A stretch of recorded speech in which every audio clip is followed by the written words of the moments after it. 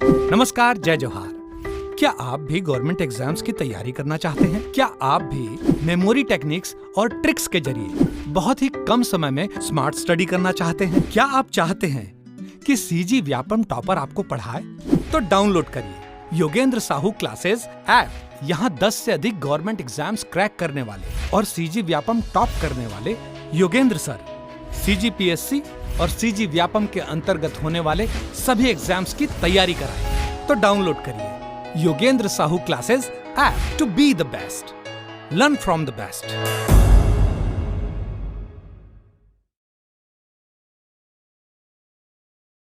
कोई भी सपना साकार करने के लिए सबसे जरूरी है सही कोच का होना। चुनिए Yogendra Sahu classes first rank को और करे अपने सीजी व्यापम सीजीपीएससी का सपना साकार।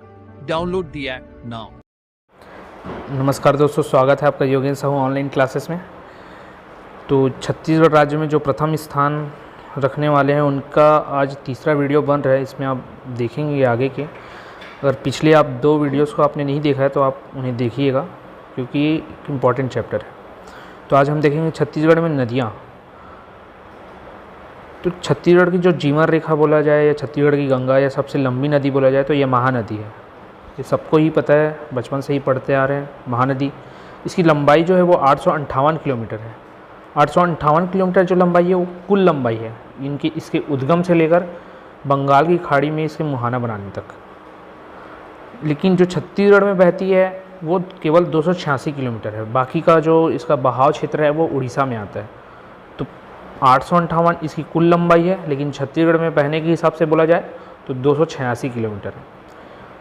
और छत्तीसगढ़ में बहने के हिसाब से सबसे लंबी नदी पूछा जाए तो आपका शिवनाथ नदी होता है 290 किलोमीटर के साथ। छत्तीसगढ़ में बहने वाली सबसे लंबी नदी तो शिवनाथ नदी। छत्तीसगढ़ की सबसे लंबी नदी तो महानदी। तो इस क्वेश्चन की लैंग्वेज में आप ध्यान दीजिएगा कि छत्तीसगढ़ की बोला है कि छत्तीसगढ़ में बहने वाली बोला है। फिर आगे देखते हैं जो बस्तर की जीवन रेखा है तो वो इंद्रावती। जिस प्रकार पूरे छत्तीसगढ़ की जो जीवन रेखा बोला जाए तो महानदी को, क्योंकि सर्वाधिक क्षेत्र में महानदी का ही जल ग्रहण क्षेत्र है, और जो बस्तर क्षेत्र में वहाँ इंद्रावती का है। तो केवल बस्तर की जीवन रेखा पूछा जाए तो इंदिरा नदी। उसी प्रकार केवल सरगुजा की जीवन रेखा पूछा जाए तो रिहंद नदी। अब इनके कुछ प्राचीन नाम भी, महानदी के भी बहुत सारे प्राचीन नाम हैं, आगे हम पढ़ेंगे। जैसे कि महानदी को बोला जाता है नीलोत्पला, और हो गया आपका महानंदा। तो ये सब है। उसी प्रकार से इंद्रावती की जो है वो मंदाकिनी है। इंद्रावती की जो है वो मंदाकिनी है। इंद्रावती मंदाकिनी अब साथ में बोलेंगे तो आपको याद रह जाएगा ये प्राचीन नाम। फिर जो सरगुजा की जीवन रेखा नदी है वो रिहंद नदी है, और इसका जो प्राचीन नाम है वो रेंड, रिहंद रेंड। ये र से ही है तो ये भी याद हो जाएगा, रिहंद रेंड। उसी प्रकार आगे देखते हैं छत्तीसगढ़ में सबसे प्रदूषित नदी जो है वो कौन सी नदी है तो शंखनी नदी है। सबसे प्रदूषित शंखनी नदी। और इसके जल का जो रंग होता है वो क्या है, रक्ताब है। जल का रंग रक्ताब, शंखनी नदी। और ये कहाँ है तो दंतेवाड़ा क्षेत्र में प्रवाहित होती। तो इसका जल इतना प्रदूषित क्यों है? इसका कारण है कि ये जो एनएमडीसी क्षेत्र है वहाँ से बहती है। तो जो एनएमडीसी का जो भी प्लांट में जो वाटर यूज़ करते हैं उसका डिस्चार्ज इसी नदी में किया जाता है। तो इसका जो रंग है इस वजह से रक्ताब हो जाता है। और ये जो शंखनी नदी जिस क्षेत्र में बहती है वहाँ के एरिया में बहुत ज़्यादा लौह अयस्क पाया जाता है। वो भी एक कारण है कि इसका पानी रक्ताब है। फिर भारत का जो नियाग्रा है वो किसको कहा जाता है तो चित्रकोट जलप्रपात को कहा जाता है। चित्रकोट जलप्रपात भारत का नियाग्रा है, क्योंकि ये बहुत चौड़ा जलप्रपात है। और कौन सी नदी पर है तो इंद्रावती नदी पर है। आपने और एक नाम सुना होगा चित्रकूट। तो चित्रकूट अलग है और चित्रकोट अलग है। तो आप ध्यान दीजिएगा चित्रकूट और चित्रकोट में। चित्रकोट जो है वो छत्तीसगढ़ में आता है, और जिसे भारत का नियाग्रा कहा जाता है क्योंकि ये सबसे चौड़ा है भारत में, जो कि इंद्रावती नदी पर है। और जो चित्रकूट मैं बोल रहा हूँ वो एमपी में आता है आपका। तो दोनों पे आप ध्यान दीजिएगा। फिर ये तो हो गया छत्तीसगढ़ में नदियाँ। ये तो जनरली इजी था और ये सुना है। आपको केवल 2-3 चीज़ें ही, अगर आप इस कंपटीशन फील्ड में नए हैं तो आपको 2-3 चीज़ें याद रखनी होगी, जैसे कि बस्तर की जीवन रेखा इंद्रावती, सरगुजा की जीवन रेखा रिहंद। ठीक, छत्तीसगढ़ में जो बहने वाली सबसे लंबी नदी है शिवनाथ नदी। प्रदूषित नदी शंखनी, कहीं ना कहीं सुना ही होगा। और नियाग्रा जो है चित्रकोट जलप्रपात। ठीक है, तो ये सरल है। इसके आगे हम देखते हैं सम्मान के प्रथम प्राप्तकर्ता। अब जो पद्मश्री हो गया, पद्म विभूषण हो गया, इस सब सम्मान को प्राप्त करने वाले प्रथम व्यक्तित्व कौन कौन से हैं? तो छत्तीसगढ़ में जो पद्मश्री प्राप्त से सम्मानित प्रथम व्यक्ति थे वो मुकुटधर पांडे थे। पद्मश्री से मुकुटधर पांडे, तो इसको ऐसे याद कर लेना कि जब पद्मश्री दिया जाता है तो उसका बहुत ज़्यादा ही सम्मान किया जाएगा, तो उन्हें क्या मुकुट पहनाया जाएगा, तो मुकुटधर पांडे से याद किया। पद्मश्री से सम्मानित प्रथम व्यक्ति तो मुकुटधर पांडे। फिर प्रथम महिला पूछा जाए पद्मश्री से सम्मानित तो तीजन बाई आता है, और तीजन बाई का आप क्रम भी याद रखेंगे 1987 में से। मुकुटधर पांडे का भी ईयर आपको याद रखना है 1976 में, तो 76 में मुकुटधर पांडे। फिर 87 में जब आप देखोगे तो तीजन बाई को मिला था। फिर तीजन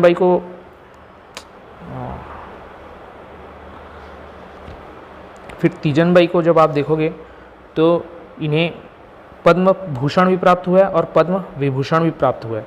तो तीजन बाई का आप तीनों एक साथ याद रख लेना। जो पद्मश्री से पद्म भूषण के लिए 16 साल, फिर पद्म भूषण से पद्म विभूषण के लिए 16 साल, इनके बीच में 16 साल का गैप है। तो वहाँ से आपको इनका ईयर याद हो जाएगा, या तो आप सबसे नवीनतम याद रख लें या तो सबसे पहला वाला मतलब पद्मश्री 87 में और नवीनतम पद्म विभूषण 19 में।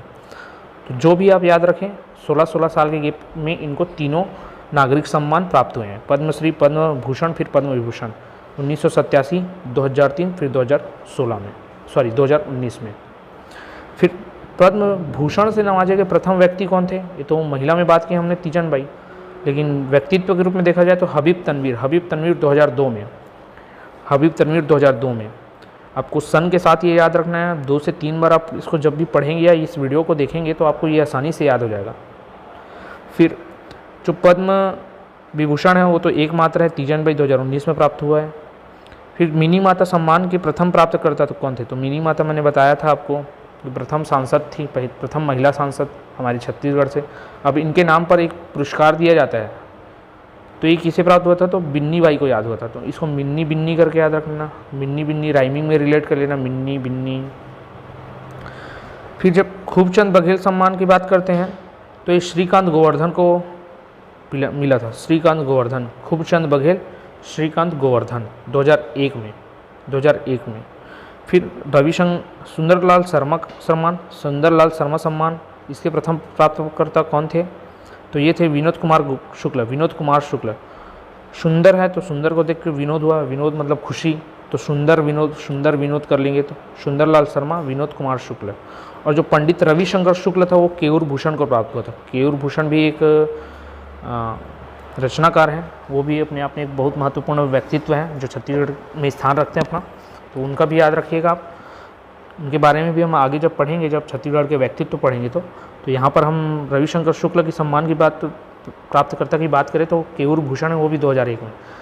अब यहाँ जो मिनी माता से लेकर आप गुंडाधुर तक पढ़ रहे हैं हम, वो सब 2001 में प्राप्त करता है। क्यों? क्योंकि 2000 में हमारा राज्य छत्तीसगढ़ बना था और अगले साल से ये सारे सम्मान इन सभी व्यक्तित्व के नाम पर दिए जाने लगे, तो ये सभी को आपको याद रखना है। फिर गुंडाधुर सम्मान, तो ये आशीष अरोरा है। गुंडाधुर सम्मान को आप याद रखिएगा कि ये ना खेल के क्षेत्र में दिया जाता है, गुंडाधुर सम्मान खेल के क्षेत्र में दिया जाता है। तो आशीष अरोरा कैसे याद होगा? तो आपने अगर क्रिकेट देखते होंगे तो आपको याद होगा कि आशीष नेहरा बॉलर थे, तो वहाँ से आप याद रखेंगे क्रिकेट भी खेल है, गुंडाधुर खेल के सम्मान है, तो गुंडाधुर सम्मान आशीष अरोरा।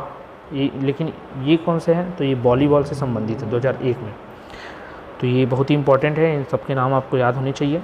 मैं एक बार और आपको रिलेट करा देता हूँ। पद्मश्री पहली बार जो प्रथम व्यक्ति थे वो मुकुटधर पांडे, पहला कोई भी होगा उसको मुकुट पहनाया जाएगा। फिर महिला के रूप में देखा जाए तो तीजन बाई के तीनों सम्मान हैं, पद्मश्री 87, पद्म भूषण 2003, पद्म विभूषण 2019, 16 साल के गैप में मिला है। फिर पद्म भूषण से नवाजे गए प्रथम व्यक्तित्व हबीब तनवीर, पद्मश्री मुकुटधर पांडे, पद्म भूषण हबीब तनवीर। पद्म विभूषण से एकमात्र अभी तक है वो तीजन बाई 2019 में। मिनी माता सम्मान मिन्नी बिन्नी करके याद किए थे 2001 में। खूबचंद बघेल खूब सारा गाया है करके याद कर लें, खूब सारा गोवर्धन, तो श्रीकांत गोवर्धन। फिर रविशंकर शुक्ल का था केयूर भूषण और सुंदरलाल शर्मा का था विनोद कुमार शुक्ल, तो सुंदर को देख के विनोद आता है। और रविशंकर शुक्ल, केयूर भूषण, नॉर्मल याद रख लेना।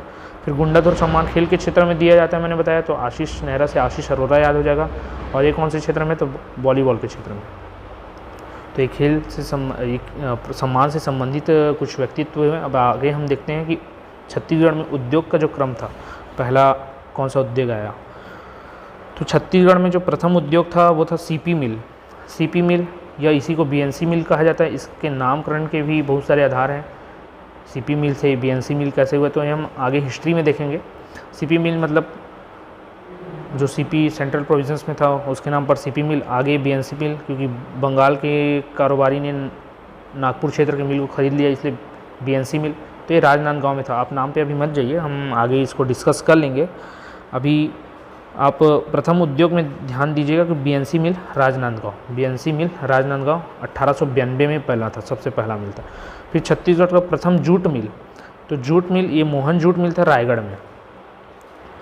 मोहन जूट मिल रायगढ़ 1935 में, ये उद्योग के रूप में था और ये जूट मिल के रूप में था। फिर एशिया का सबसे बड़ा इस्पात संयंत्र, तो वो भिलाई इस्पात संयंत्र बीएसपी 1955 में बीएसपी। फिर छत्तीसगढ़ का प्रथम सीमेंट कारखाना था, वो एसीसी जामुल में है, दुर्ग में। एसीसी जामुल दुर्ग, ये 1965 में हो। तो पहले लोहा आया, फिर सीमेंट आया, तो इससे याद रख सकते हैं। लोहा आया 55 में, 10 साल बाद सीमेंट आ गया एसीसी 1965 में, और दोनों बिलासपुर या दुर्ग क्षेत्र में ही पड़ते हैं। फिर जो प्रथम शक्कर कारखाना था वो भोरमदेव में है, शक्कर कारखाना भोरमदेव में, रामहेपुर कवर्धा में, रामहेपुर कवर्धा में। तो शक्कर कारखाना ये कैसे याद करेंगे, तो इसको आप याद रखना, शक्कर का भोग लगाया भोरमदेव को और राम जी को। तो भोरमदेव ये मंदिर है, आप वहाँ जानते होंगे, तो भोरमदेव में मंदिर है शंकर जी का। तो भोरमदेव में शक्कर का भोग लगाया, और रामहेपुर जो कि रामहेपुर को राम जी से याद कर लें, रामहेपुर में कवर्धा में है। ये कब बना, तो 2002-3 में बना। फिर एशिया का सबसे बड़ा स्पंज आयरन उत्पादक कौन है, तो एशिया का सबसे बड़ा स्पंज उत्पादन आयरन उत्पादक, स्पंज आयरन उत्पादक ये इस्पात संयंत्र था, बीएसपी भिलाई स्टील प्लांट। और स्पंज आयरन का है तो Jindal steel power limited, Jindal steel power limited Raigarh, Jindal steel power limited Raigarh. फिर छत्तीसगढ़ का शिवाकाशी, शिवाकाशी तो बिलासपुर को कहा जाता है, शिवाकाशी बिलासपुर को। तो ये माचिस वाचिस जो होता है, फटाका होता है, उसके नाम के लिए शिवाकाशी बहुत प्रसिद्ध है, तो उसी के तर्ज पर हमारे बिलासपुर में है। तो शिवाकाशी छत्तीसगढ़ का बोला जाता है बिलासपुर को। फिर छत्तीसगढ़ में कोशा बुनाई के लिए प्रसिद्ध शहर कौन सा है, तो चांपा है, कोशा चांपा। चांपा में सर्वाधिक कोशा बुनाई के कार्य किए जाते हैं। तो कोशा बुनाई के लिए सर्वाधिक प्रसिद्ध शहर कौन सा है, तो चांपा है, चांपा, कोशा चांपा। नॉर्मिंग राइमिंग में ही याद कर लेना जोड़ के, कोशा चांपा करके। तो ये थे उद्योग में, छत्तीसगढ़ में उद्योग, इनका क्रम था। प्रथम उद्योग पूछा जाए तो सीपी मिल या बीएनसी मिल राजनांदगांव 1892, प्रथम जूट मिल तो मोहन जूट मिल 1935, फिर 55 में 1955 में बीएसपी आया जो कि सबसे बड़ा इस्पात संयंत्र था। फिर सीमेंट कारखाना 65 में आया, एसीसी जामुल। फिर शक्कर कारखाना था, भोरमदेव के मंदिर में शक्कर लगाया, शक्कर का भोग लगाया रामहेपुर कवर्धा में। फिर एशिया का सबसे बड़ा स्पंज आयरन उत्पादक तो था वो Jindal steel power limited Raigarh, Jindal steel power limited Raigarh. फिर शिवाकाशी बिलासपुर था और कोसा में चांपा था। फिर आगे हम देखेंगे कि छत्तीसगढ़ का ऐतिहासिक परिदृश्य है, छत्तीसगढ़ का ऐतिहासिक परिदृश्य। तो इसमें देखेंगे राजवंश के बारे में, और इसमें राजवंश है, फिर उसके आगे किस क्रम में वो बढ़ते गया राजवंश से सूबेदार से जिलेदार, अधीक्षक, कमिश्नर, इन सब के बारे में। तो क्षेत्रीय जो राजवंश था, प्रथम क्षेत्रीय राजवंश वो था राजर्षि तुल्य राजवंश, राजर्षि तुल्य वंश प्रथम राजवंश था। कौन से क्षेत्र में, तो आरंग क्षेत्र में उनकी राजधानी थी, आरंग उनकी राजधानी थी। राजर्षि तुल्य राजवंश, राज करके याद करने, राज आरंग राजवंश, राजर्षि तुल्य राजवंश, आरंग क्षेत्र, ठीक। फिर कलचुरी जो शासक थे कलिंगराज। ये जब हम इतिहास पढ़ेंगे तो वहाँ भी आपको ये देखने को मिलेंगे, तो वहाँ से और अच्छे से याद हो जाएगा। जब इतिहास पढ़ लोगे तो आप दोबारा से इस वीडियो को देखोगे तो आपको सारी चीज़ें क्लियर भी होती जाएंगी। तो क्षेत्रीय राजवंश राजर्षि तुल्य, कलचुरी शासक कलिंगराज, इसकी राजधानी कौन सी थी, तुम्माड़ थी। जब मराठा शासक की बात करें तो ये बिंबाजी भोसले थे, इनकी राजधानी रतनपुर थी। सूबेदार कौन थे? तो महिपातराव दिनकर थे प्रथम सूबेदार। ये मराठा अधीन आने के बाद उन्होंने सूबेदारी व्यवस्था लाई, तो वहाँ प्रथम जो सूबेदार था वो महिपातराव दिनकर था। महिपातराव दिनकर। राजधानी रतनपुर, क्योंकि मराठों की राजधानी रतनपुर थी, तो उसके अंदर जो काम करेंगे सूबेदार, उनकी भी राजधानी रतनपुर ही रहेगी।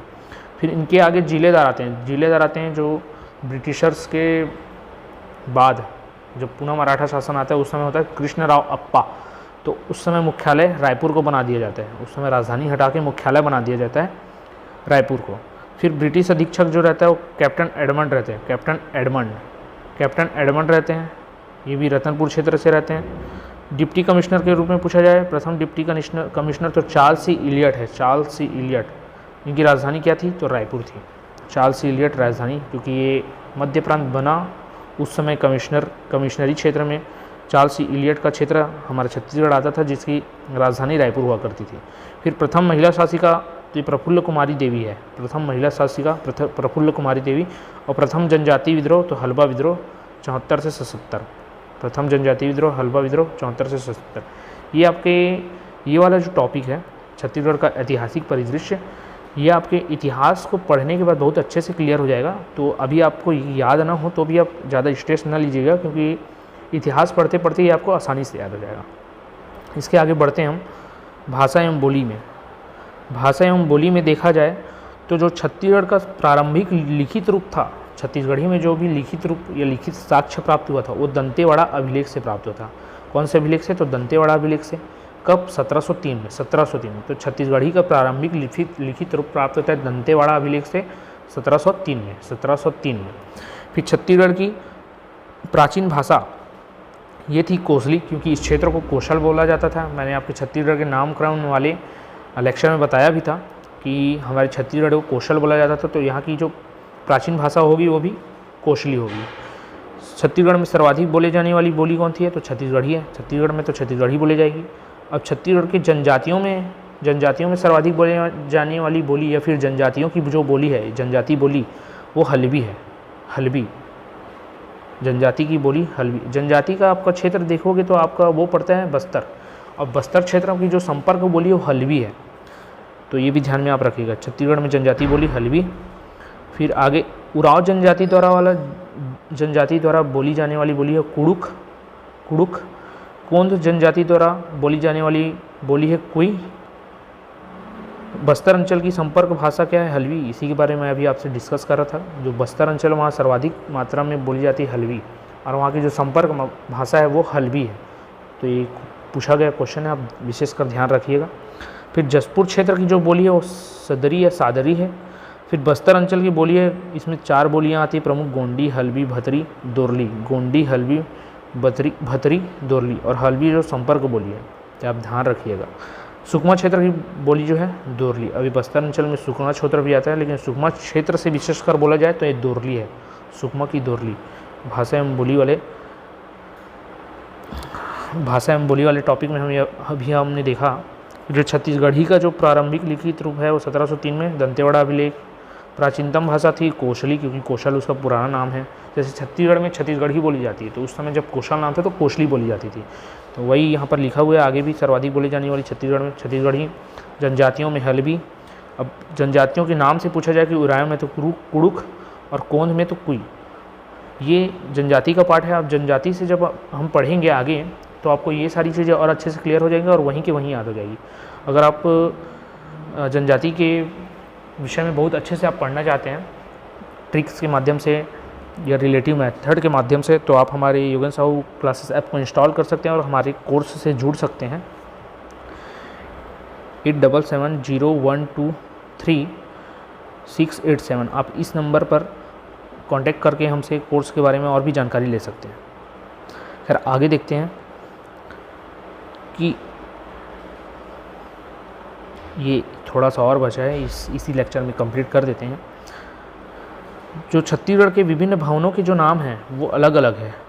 अगर आपने किसी भी पेपर कटिंग में देखा हो या किसी प्रशासनिक पत्र में देखा हो तो इन भवनों के नाम लिखे रहते हैं, अगर आपने गौर किया हो तो ये ध्यान में रखना है, क्योंकि इससे क्वेश्चंस पूछे जाने लगे हैं। तो महानदी जो भवन है वो आपके मंत्रालय एवं सचिवालय भवन का नाम है। मंत्रालय या सचिवालय भवन का नाम आपको महानदी है। म से मंत्रालय, म से महानदी, याद रखिएगा। फिर इंद्रावती का है तो उसका संचालनालय भवन का नाम है, संचालक या संचालनालय भवन का नाम है। अब ये हैं कहाँ, तो सारे रायपुर में ही है, प्रशासनिक जो भी भवन है वो सारे रायपुर में है। फिर मिनी माता भवन, ये विधानसभा भवन का नाम है, रायपुर मिनी माता भवन विधानसभा भवन का नाम है। फिर करुणा, करुणा किस भवन का नाम है, तो मुख्यमंत्री निवास को करुणा कहा जाता है, क्योंकि लोगों के द्वारा मुख्यमंत्री को चुना जाता है, हमारे द्वारा चुने गए होते हैं, तो हम आशा करते हैं कि मुख्यमंत्री के अंदर करुणा होगी, कि वो लोगों के प्रति करुणा दिखाए, तो उनके निवास का नाम करुणा, ऐसे आप रिलेट कर सकते हैं। फिर संगवारी, तो विधायकों का जो विश्राम गृह है वो क्या है, संगवारी। अब इतने सारे विधायक चुने जाते हैं तो आपस में तो दोस्ती यारी होगी विधायकों की, तो विधायकों का जो विश्राम गृह है वो संगवारी है, तो छत्तीसगढ़ी में दोस्तों को संगवारी बोलते हैं, तो वहाँ से रिलेट कर लेना विधायक संगवारी है करके, तो विश्राम गृह उनका संगवारी। फिर पहुना, पहुना अतिथियों को बोला जाता है, ये छत्तीसगढ़ी वर्ड है पहुना। तो हमारे राज्यों में जो भी अतिथि आएंगे उनके विश्राम की व्यवस्था की जाएगी, तो राज्य शासन का जो विश्राम गृह है वो आपका पहुना कहलाता है, क्योंकि उनके लिए है पहुना। संजीवनी, संजीवनी आप देखेंगे तो चिकित्सा से संबंधित वर्ड है, तो राज्य चिकित्सालय का जो नाम है वो संजीवनी है, राज्य चिकित्सालय संजीवनी। इसी प्रकार आगे देखेंगे तो संवेदना, संवेदना किसका नाम है, तो विधानसभा के अध्यक्ष का निवास, विधानसभा के अध्यक्ष का निवास संवेदना कहलाता है, विधानसभा के अध्यक्ष का निवास संवेदना। फिर सोना खान, सोना, अच्छा संवेदना को आप ऐसे रिलेट कर सकते हैं कि जो विधानसभा का अध्यक्ष है वो प्रतिपक्ष पार्टी और जो सत्ता में है सत्तारूढ़ पार्टी दोनों के प्रति समान वेदना रखेगी, तो वहाँ से संवेदना विधानसभा अध्यक्ष का निवास। जिस प्रकार करुणा रखेंगे मुख्यमंत्री, तो मुख्यमंत्री का निवास करुणा और विधानसभा अध्यक्ष का निवास संवेदना। फिर सोना खान भवन कौन सा है, तो खनिज भवन को सोना खान कहा जाता है, सोना खान, खान से खनिज याद रखने, खनिज कहाँ मिलेंगे, खान में मिलेंगे, तो खनिज भवन सोना खान। फिर मितानिन, मितानिन के क्षेत्र होते हैं, छोटे छोटे जो क्षेत्र में होते हैं और हर जिले में बहुत सारे मितानिन होते हैं, तो वहाँ से मितानिन। जिला पंचायत रायपुर, जो जिला पंचायत का नाम है उसको मितानिन बोला जाता है, रायपुर जिला पंचायत को मितानिन, ठीक है। रामगिरी, तो PHE मुख्य अभियंता कार्यालय, PHE मुख्य अभियंता कार्यालय रायपुर रामगिरी, आप इसको नॉर्मल ही याद रख सकते हैं। सारी चीज़ों को ट्रिक्स के याद करने से अच्छा कि कुछ चीज़ें नॉर्मल भी याद रखा जाए। तो रामगिरी जो है वो PHE मुख्य अभियंता कार्यालय है, रामगिरी कहलाता है। फिर ये उनका नाम है रामगिरी। फिर जो निगम मुख्यालय है, जैसे पंचायत मुख्यालय का नाम था मितानिन, वैसे निगम मुख्यालय का था तो महात्मा गांधी भवन, महात्मा गांधी भवन निगम मुख्यालय का नाम है। अरण्य भवन, अरण्य मतलब ही वन होता है, तो वन विभाग रायपुर, ये आपका अरण्य भवन हुआ। फिर जो नगर निगम का जो प्रवेश द्वार है उसको रेणुका भवन नाम दिया गया, प्रवेश द्वार में के सामने जो है उसे रेणुका भवन का नाम दिया गया।